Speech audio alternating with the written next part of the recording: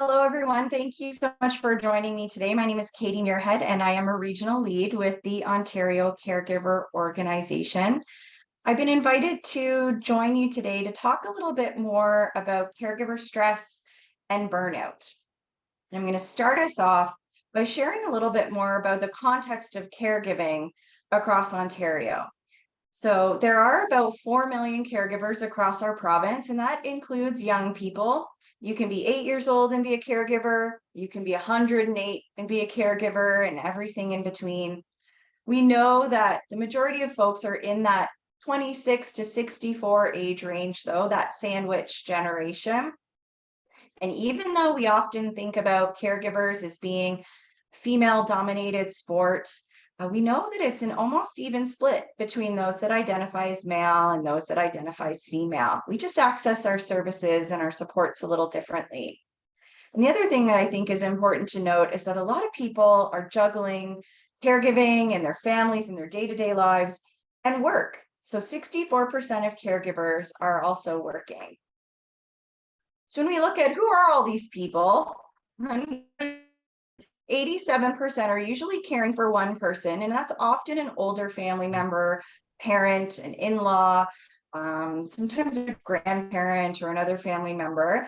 And a third of folks are new to the role over the last 2 years. So we have seen an impact on caregivers through the pandemic. As I said, a lot of folks are part of that sandwich generation, which means we're kind of smushed in the middle. We've got folks that were taking care of kids under the age of 18, our spouses, our day-to-day lives, and then we're also caring for that older adult. And I think it's important to note that most of the caregiving happens in our communities. People want to stay at home. They want to stay in their own homes, or they want to come and live with their family members. They don't want to go into long-term care or retirement residences. They want to age in place. And so if my math is okay, it would be about 86% of people, caregivers, that want to stay in the community, or care recipients, I should say, want to stay in the community. So there are a lot of wonderful things about caregiving. As a former caregiver myself, I certainly got to spend time with my grandparents. I was a young caregiver and I got to spend time with them where I normally wouldn't have been able to. As a 16-year-old, you're not often excited to hang out with grandpa and work on a speech language pathology homework after a stroke. But I was. I got to build some memories and see growth and maintenance, and you feel a sense of fulfillment giving back to the people that gave to you as you were growing up or supported you in your day-to-day life. And there can be a peace and happiness that can come from supporting a person or taking care of others. But we also know that there is an impact on caregivers. There's an impact on your time. We're traveling sometimes really long distances if we're long distance caregiving, or we're taking care of multiple people. We're going to appointments. We're getting the groceries, we're running the errands, we're doing all of these different things. We're making phone calls and coordinating services, and it can take a lot of time. As I said, those folks that are working, there's an impact on your work-life balance. Oftentimes we're using our paid time off, if we get paid time off, to take care of our loved ones, our vacation days, our sick days. Some folks have to leave their employment or reduce their hours in order to provide care. We know that right now the cost of living is pretty expensive, and certainly the cost of caring can be as well. And there's been a significant increase in the cost of caring over the last few years. And so there can be an impact on caregiver finances because they're using their own savings and their own money to provide supports and resources for their loved ones. And all of this builds into an impact on your health and well-being, right? Our mental health can be affected, physical health can be affected. We don't get folks teaching us how to lift people or change people or dress folks. And so sometimes we can get injured as we're moving our loved ones around.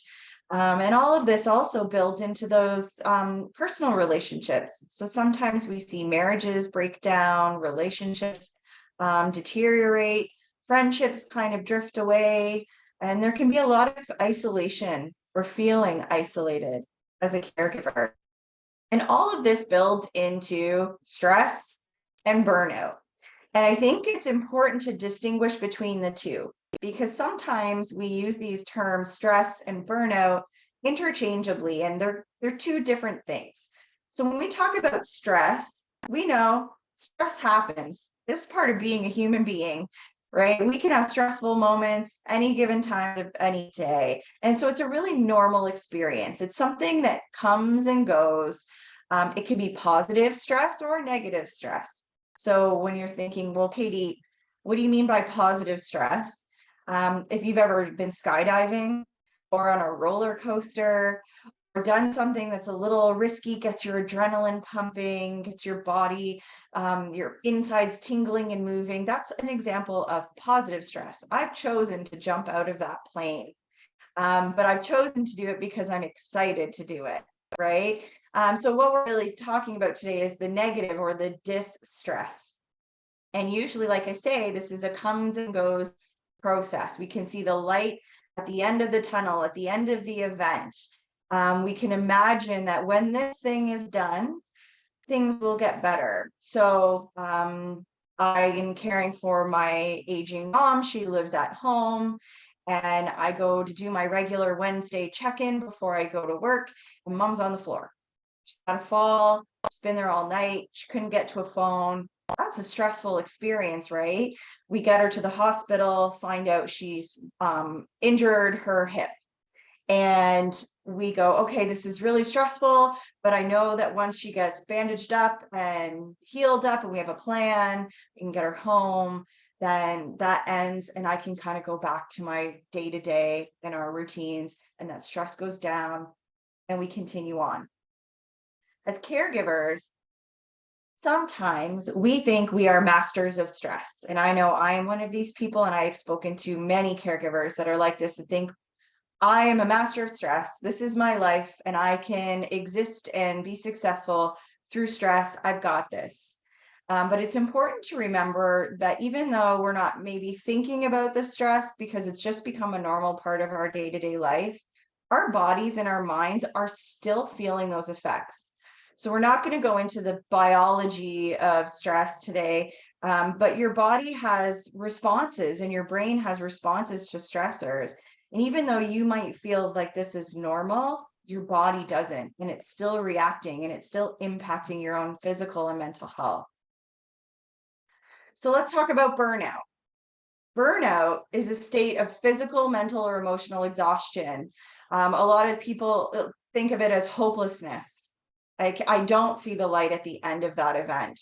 And burnout is a response to extended or prolonged stress. So let's use the example of mom. We get mom home. We think things are good. We've got a plan for healthcare aides and PSWs and physiotherapy to come in, get her rehabbed. Families come together to support.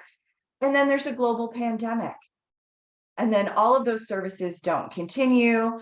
Mom's physical health deteriorates. People aren't able to come and go.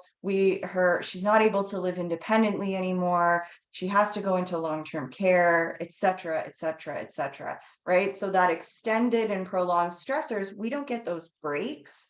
We don't get to rejuvenate ourselves and build our energy back, which we're going to talk about later. And then we start to feel hopeless and frustrated and burnt out. So some of those factors, like I mentioned in my example, lead to caregiver burnout, like lack of supports and services, right? People can't come into the home. Maybe you live in a more rural part of your community and those services aren't available, or they're not as frequently available. Sometimes we place high expectations on ourselves as caregivers that we can do everything by ourselves without any help. I'm one of those people. It's not a good, healthy place to be. You can feel really out of control too as a caregiver, especially if you've never done this before. No one gives you a handbook and says, follow these steps to being a caregiver. So we want to plan ahead, but we don't know how because we don't know what to expect. So we can have that feeling of being out of control of a situation, or we're placing those unreasonable demands on ourselves, our loved ones, or on our communities. So these are some common signs of burnout. I want to acknowledge that this is not a diagnosis, right? This isn't depression or anxiety or a mental health condition. This is sort of an experience, and you don't need to have all of these signs to be experiencing burnout. These are just sort of key things to think about. If you're maybe a caregiver watching this and you're feeling like, yeah, I relate to feeling hopeless or irritable. A lot of folks really connect to that, becoming unusually impatient, irritable, or argumentative. So there's a gentleman that I used to support, took full-time care of his aging father and moved in with him. And he said, Katie, I can't keep having the same conversation at the breakfast table about the weather. And it's really irritating and it's really frustrating. Whereas 6 months before, no big deal. Have that chat with dad, move on with your day. And so these are some of those indicators that maybe you're starting to feel burnt out. You're withdrawing from activities that you used to be a part of. You're not taking care of yourself. Maybe you're not showering or eating properly or sleeping properly. You may have anxiety about the future, or your mood changes frequently. You're not coping well with those everyday things. That phone call to cancel mom's haircut before you'd be like, whatever, we'll reschedule it, we'll get through. Maybe that sets you off today, right? So there's all of these indicators that you might be burnt out. And for a lot of caregivers, it's not until they see this or have these conversations that they can reflect on their own situation and go, wow, that's why I'm feeling this way. I'm really starting to burn out from my caregiving tasks. So one of the tools that we use at OCO is a caregiver quiz. So you can go on our website and find a toolkit that is called the I Am a Caregiver Toolkit. And on that toolkit, there's a quiz and other worksheets that can support you in your caregiving role. So this is an example of that quiz. And so what you can see is it's a really quick numbered scale that you can do some quick math, or if you're like me, you might need to write it down. My math skills aren't super great. And it goes through some of those indicators. Difficult balancing all of my responsibilities, having some conflicts with friends.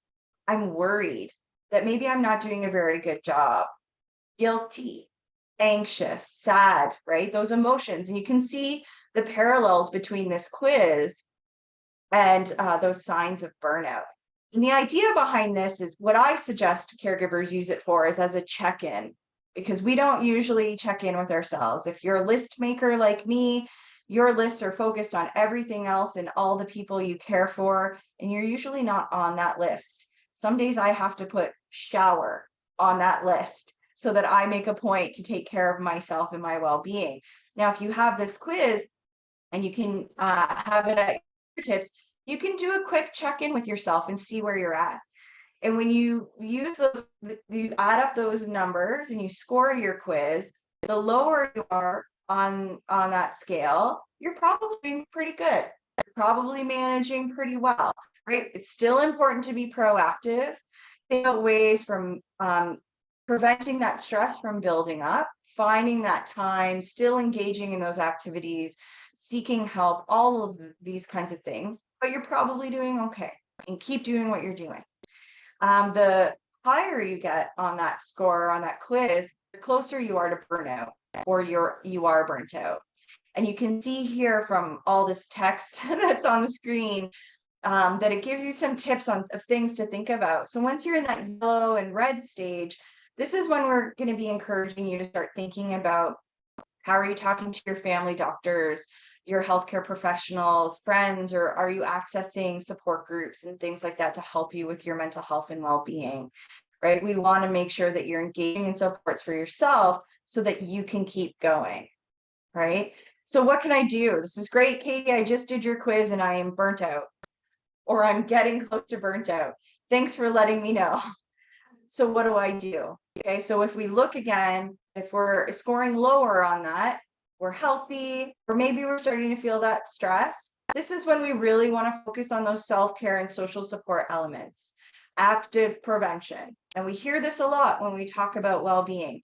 How are you sleeping? What's your sleep hygiene? How do you put yourself to bed? Is it after drinking a bottle of wine, eating a bag of chips, and just passing out because you're so tired?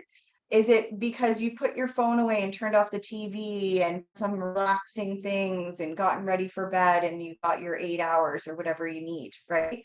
There's two extreme examples of things, and we're usually somewhere in the middle. Are we eating well? right? It's okay if you're in a crisis to grab that drive-through or eat off the kid's plate or, do whatever you need to do. But overall, how are we feeding our bodies? How are we nourishing our bodies? How are we moving our bodies? Are we walking the driveway today? Are we wandering around our garden? So exercise doesn't mean getting up at 5 a.m. and running a marathon. I'm not doing that. A lot of people don't do that. Exercise means how are we moving our bodies? Are we stretching? Are we just doing a short walk? Maybe you like to run. Maybe you like to cycle. Maybe you like to swim. Whatever that is for you. But including that exercise in those early stages. I like to talk about restorative breaks because we're multitaskers as caregivers. And sometimes what we do is we get to our loved one, we help them with all their personal care in the morning, we tidy up the kitchen, we write our grocery list, we organize that service, we book that appointment. We go, wow, okay, I've got 15 minutes. What can I do? And instead of finding something that fills your cup, that re-energizes you, you start filling out that paperwork or doing your taxes or something. That's not a restorative break. That's just shifting from one task to another task. Maybe you did a lot of physical things in the morning and now you're doing a mental or a cognitive thing. We want to find those breaks that are going to rejuvenate us and energize us. And sometimes time in nature can do that. There's a lot of research and information around the benefits of spending time in nature. And maybe you can't go outside every day. Maybe your caregiving restricts you from that, or you have your own health conditions that you're working through. But sometimes just standing in the doorway. I do this all of the time. I work from home and I might have a few minutes between a meeting and I just need to refocus and calm myself down, but I can't go for that walk. I open the door to my backyard and I might stand on the steps and breathe in the fresh air and listen to those birds, look at my flowers or look at the snow or whatever it might be. I'm practicing those breathing and mindfulness practices as well. So if you're not in that early stage of health and stress, and maybe you're starting to get closer to burnout or you are burnt out, this is when we really encourage you to look to community supports. So what organizations are in your community that you can access? Or organizations like OCO, the Ontario Caregiver organization that you can access. Then if you're really in that crisis stage, do you have a plan? Do you have an emergency or a contingency plan and have that information at hand in case you need it? So when you want to start seeking that help is if you're experiencing persistent fear, or persistent sadness, you're starting to see a significant financial loss, nightmares or flashbacks of traumatic events. PTSD, post-traumatic stress disorder, and caregiving is a very real thing. Sometimes as caregivers, we experience really traumatic events while supporting our loved ones, and that can impact our ability to caregive. So we need to be seeking professional supports at that point. If we're seeing those disruptions to life, restricted social life, poor self-care, you stop showering, you stop eating properly, the house is a disaster, all of these things, on a regular basis, we need to start seeking that support. Or if you're using things like alcohol or drugs to cope, or you're having thoughts of harming yourself or others, we really need you to be accessing those professional services. And we're going to talk in a minute about how to find those services.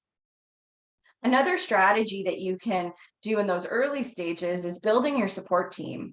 So we have our professional support team, our PSWs, our nurses, our specialists, the people that are helping our loved ones. But then we have our informal support team, the friends, the family members, the neighbors that have maybe knocked on the door and said, hey, I'm really sorry to hear about the cancer diagnosis. Let me know how I can help. And then maybe you never hear from them again.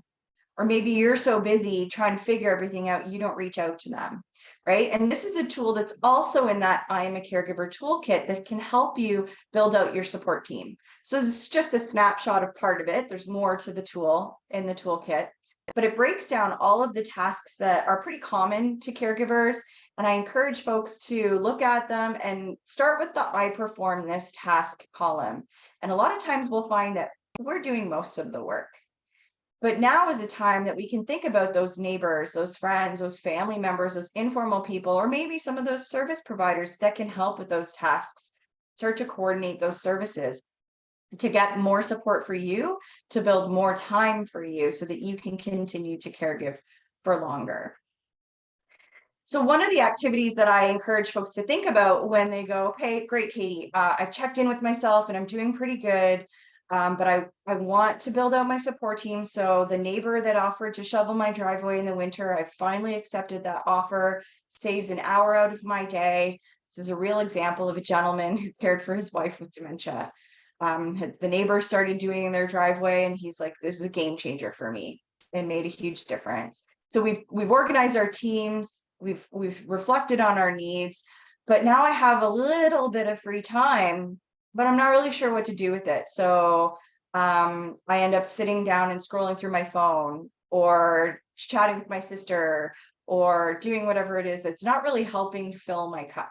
So this activity is something for folks to think about and reflect on. So when we think about self-care, usually we think about that physical or maybe that social side of it. We're going to exercise, we're going to spend time with the people that we love. But there's other ways that you can increase your self-care through emotional connections, professional, if you're balancing caregiving and work, or if you're volunteering and caregiving, which a lot of caregivers do. I find it very interesting. With their restricted time, they still make time to volunteer and help other people. Or spiritual, and that doesn't have to be organized religion. It could be mindfulness, time in nature. So what I encourage people to do is think about these different areas of their self-care life. Think about where you have some strengths and where there might be some empty spots or some gaps. And then come up with a few ideas of what you could do to fill those areas of your life. And sometimes what I encourage people to do who say, okay, that's a great idea, but when I'm in that moment, I kind of freeze up and I don't know what to do. I say, okay, let's take these ideas and put them down. So do we have a bucket? Do we have a jar? Do we have a container for each of these? Write down the things that you enjoy, put them in those buckets. And then when you have that 10 minutes, 20 minutes, half an hour, you can just pull something out and go, oh, right, I love watching these cat videos or the dad jokes or whatever it is that really makes me happy and livens me up. I'm going to go and watch that. Or it's a beautiful day out. I'm going to take my neighbor's dog for a walk. Whatever it is, it just kind of takes the work out, the thinking out of it, if you already have it in place and ready to go. Another thing to think about, and I've talked a little bit throughout the presentation today around your energy or filling your cup, is thinking about ourselves as a rechargeable battery. Okay. In a perfect world, we would be in the bright green, super happy, far side of the screen. But in the real world, we're usually at the yellow or the pukey green side, right? So when I talk to caregivers, I say, let's aim for that and understand that everything we do takes up our energy, uses our battery. So not just those stressful things, those distressful things, but also those positive things. Me coming and talking to all of you today is something that I really enjoy doing, but I'm going to feel a little bit drained when I'm done, right? I enjoy doing it, but it still takes up some of my energy. So when we think about our day, our week, maybe our hour, if thinking that far ahead is overwhelming, look at all of the appointments and tasks and responsibilities that we have to do and try to build in those moments of replenishment, of self-care that are going to re-energize us and give us that little extra kick. And maybe that's 5 minutes a few times a day, or maybe you're a caregiver that caregivers at a long distance, or you have respite services. Use those services and take that night off or take that weekend to really recharge that battery. Because once we get down to that red, we're not going to be useful to most people. And we're putting ourselves, our health, and our well-being at risk, but we're also maybe putting our loved ones at risk because we're not as alert and energized to do the work.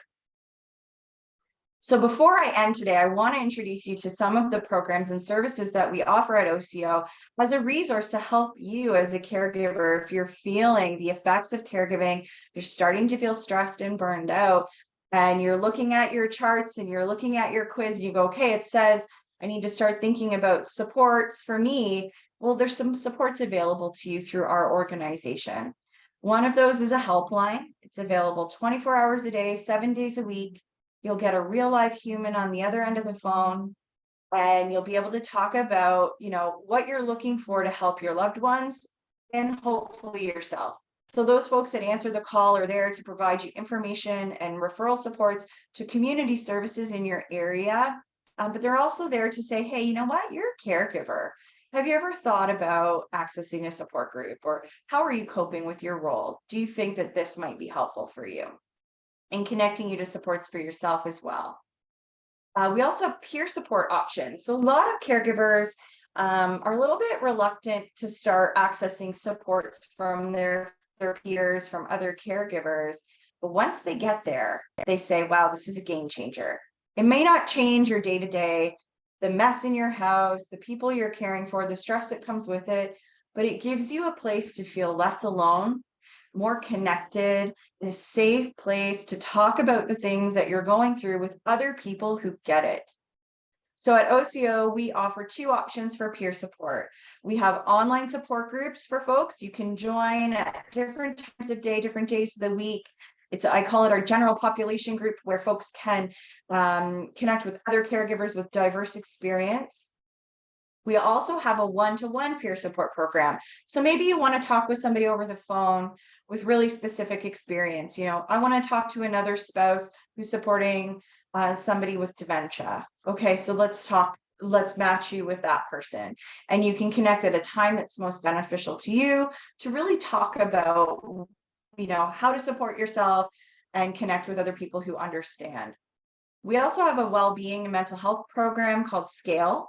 It's an 8-week program. It runs twice a year, and they're online education sessions that talk about stress and guilt and resentment and frustration and anger and all those really challenging feelings that we have as caregivers. It's really normal to feel, and we don't always want to talk about it. So within this program, we talk about some of those feelings and those emotions. We provide you with education and tools and strategies to support you through those feelings and emotions. And we also offer free counseling sessions to help you take it from concept to implementation into your own caregiving experience. And then lastly, we have education sessions. So we have webinars, we have podcasts, we have toolkits and tip sheets. We have e-learning. We have presentations that I can deliver in person or other staff can deliver in person to help caregivers get more understanding and education to support them in their caregiving roles. So we have lots of free programs and services for caregivers to access. So we would encourage you to check some of those out. So I want to thank you all for your time today. I am going to open it up for some questions in just a minute. But I do hope that this was helpful for everybody joining. Please feel free to reach out to me if you have any questions or need some support in accessing some services. I'd be happy to chat with you. So thanks so much, and I hope you all have a great rest of your day. Katie,